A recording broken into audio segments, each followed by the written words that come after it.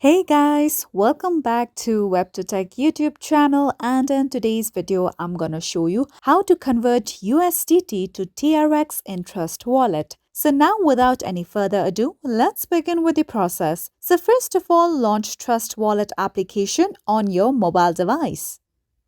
Now once you are here, make sure that you are logged on to your account. Now at the bottom of your profile, you can see various options. Now simply tap on Swap.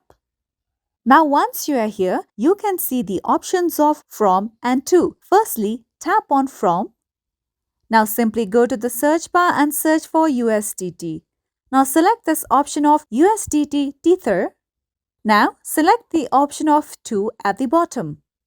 Now simply search for TRX and tap on the option of TRX Tronics at the bottom. Now over here, you can see the value of 1 USDT into TRX. Now, just beside USDT at the right hand corner, just type in the amount that you want to spend to buy TRX. So okay, let me enter the amount here.